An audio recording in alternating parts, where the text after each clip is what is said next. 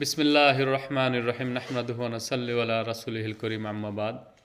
দেশ ও প্রবাসে যে যেখানে আমাকে শুনবেন সবাইকে সালাম, শুভেচ্ছা, অভিনন্দন।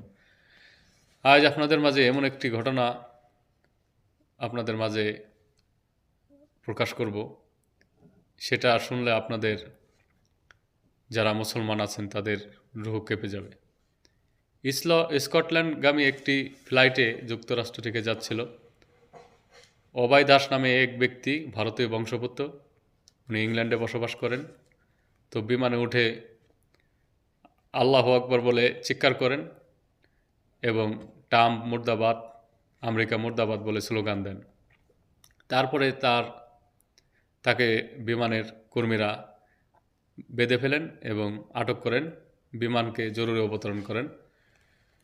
পরে ওনাকে দেখা যায় 41 বছর বয়সী অভয় দাস, উনি ভারতীয় বংশোদ্ভূত, উনি একজন হিন্দু।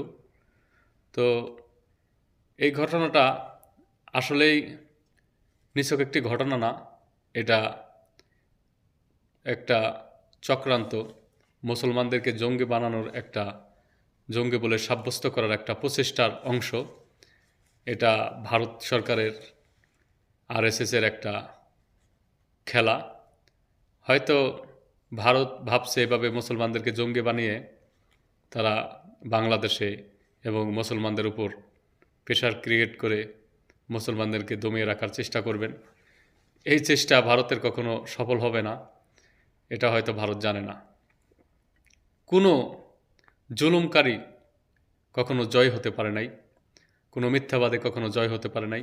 আরও আপনাদেরকে শেয়ার করি, কলকাতার পশ্চিমবাংলার দুর্গাপুরে বাজার থেকে গরু কিনে নিয়ে আসার পথে কিছু কৃষক একটি পিকআপে নিয়ে আসছিল, তাদের কাছে রসিদ ছিল, হাটের যাবতীয় কাগজপত্র ছিল, কিন্তু বিজেপি আরএসএসের লোক কিছু ছেলে পেলে তাদেরকে, বৃদ্ধ মানুষ, তাদেরকে ধরে বেধড়ক মারপিট করেন, তাদের গরু নিয়ে যান এবং তাদের কাছে কিছু টাকা পয়সা ছিল সেগুলো নিয়ে যান এবং মারধর করে তাদেরকে কান ধরে উঠবোস করান।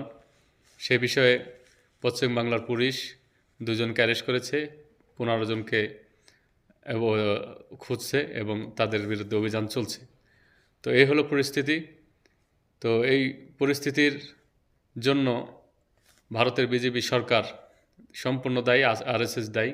তাদের যে মুসলমান নিধনের নীল নকশা, তারা মুসলমানদেরকে অত্যাচার করে, হত্যা করে বাংলাদেশে প্রবেশ করানোর যে একটা প্রচেষ্টা, তারই অংশ।